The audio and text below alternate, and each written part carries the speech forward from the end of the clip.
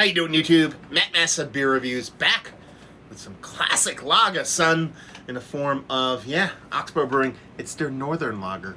Yeah, this is a classic lager, production time of 6 weeks. It says, keep cold, enjoy within 1 year. Yeah, so Northern Lager brewed with 100% malted barley and select Maine-grown hops. These guys are out of Newcastle, Maine. Not my first beer review from these guys, definitely not the last. And this be canned almost exactly 2 months ago. So we're well before that year date. There is a small, well, it's not small actually. There is a food chain of grocery stores in New Jersey and other places called ShopRite. Yeah, I like me some ShopRite. It's not Wegmans, but it's nice. But there's a particular ShopRite, place it over there, that I go to every now and then. I actually go there pretty much to hand off beers to my boy Mike Bernardo. You guys see him come, his beers on here every now and then, and we do like a little social distancing handoff since we started kind of, I wouldn't say trading beers, but he's like, hey, I got beer for you. I want you to review it. And I just started giving him beers when we meet up. Byram, New Jersey, there's a ShopRite Liquors, and it's really extensive. It's probably one of the biggest kind of bottle shops I've seen in the Jersey area, but not just big. They have a pretty eclectic schedule, I was going to say schedule, but selection. You can tell whoever like cultivates their beer was in the beer before hazies.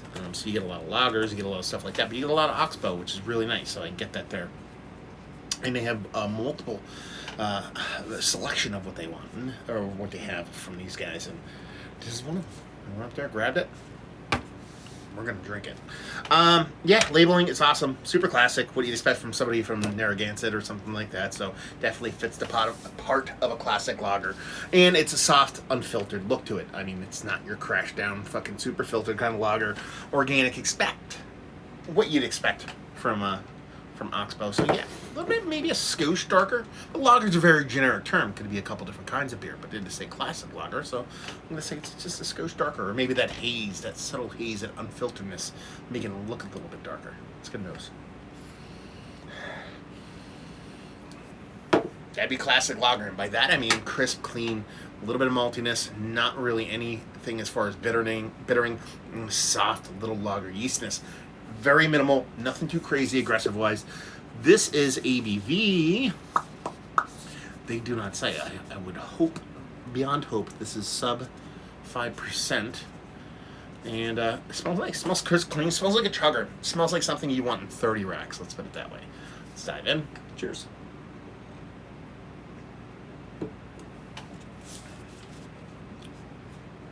That was tasty.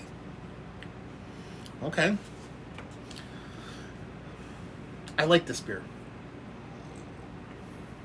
It reminds me of a very true to style, classic American lager. Not American adjunct lager, but American lager. With an added twist.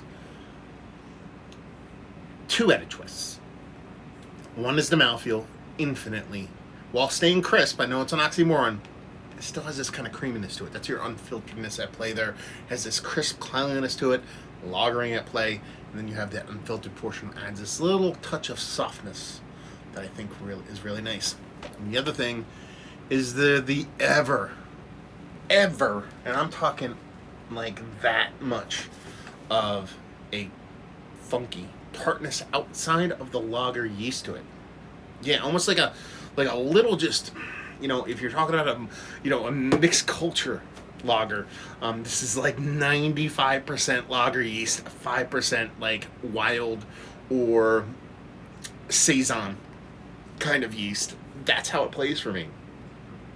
Gives me the burps, so that's nice. So it's exactly kind of what I want, personally, from beers like this. Because you go into this, it's Oxbow, it's going to be made well. But you also hope they bring a little bit of that Oxbowification to the beer. And that's exactly what's going on here, but in a super fun freaking way, in that it gives you that total package of that classic American lager, but with that little just flick of variance that sets itself apart from, honestly, a lot of beers that you could pick up even in the macro level. So it's just clean, crisp, refreshing. It doesn't get too ahead of itself on the either sweetness or maltiness or bittering side of things. That's where it retains its classicness. But like I said, that little twist in the end with the unfilteredness and the way that kind of subtle little yeasty variance kind of comes off. And it comes off in a fun way because you can get that from like classic American lagers, from adjunct lagers. You can get a little banana ester from Coors, and I get it from other kind of adjunct lagers. But this is that little bit of touch of that kind of main Oxbow-y kind of foodery kind of thing. Not necessarily like they even meant it. It was like kind of just in the brewery itself, which makes it even more romantic. It's probably romantic. Yeah, I like this. I think it's tasty. I think it's exactly kind of what I wanted right now. I just did a mystery beer a little bit bigger than this one. I was like, okay, let's settle back with a smaller beer. Something that is kind of distinct, but at the same time, for lack of a better term, simple. And I got exactly what I wanted in a really tasty, drinkable package. Let's talk about this beer.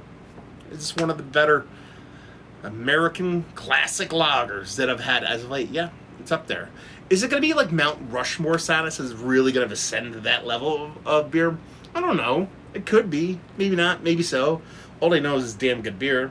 I kind of think that's all that really matters. Value and availability, I can get it off the shelf. That's all I know. You guys, your mileage may vary. What did I pay for this? I want to say I paid less than $13 for it. 13 or 14. Now it's Oxbow. It comes down from Maine, all that kind of stuff. So I expected to have an even higher price point than that, but it didn't. So kudos on that. And leave you with, if you like what we like this beer, if you like American lager, but if you like Oxbow, and you can have that conversation with those two people. You know, you're sitting at, you know, it's like kind of one of those beers that it's like the cross the aisle kind of beer, for lack of a better term, in these kind of political times. And that, like, if you were going to a party and guy over here who loves craft beer and guy over here who doesn't love craft beer, but you're both BFFs, and dude over here is like, well, I want to bring a craft beer, but I want to bring something my boy over here will drink. I don't want him to be like, oh, that tastes like fucking piss water, this, that, and the other thing. You know? Not that friends would do that to friends, but it's also the same beer over here going to crafty guy, or non-crafty guy going, well, I know I don't like craft, but I want to bring beer for my craft guy. Let me bring this. And I think both sides would be like, yeah, we're both love this beer. I think it's kind of one of those things, bridges the gap, and just ends up being super tasty. Yeah. Heal the world kind of beer. It's like the duct tape of the beer world. Everybody's going to love it. So there we go. Little beer review in the books. Hopefully you guys enjoyed it. Down there if you want to talk about it. Massive Beers. If you want to check me out doing the social media stuff, Beer Massive. Want to check me out doing the whole podcasting thing. Hopefully you guys enjoyed the review. Hopefully enjoying a little bit of Oxbow right now. Hope to see you next time. Cheers.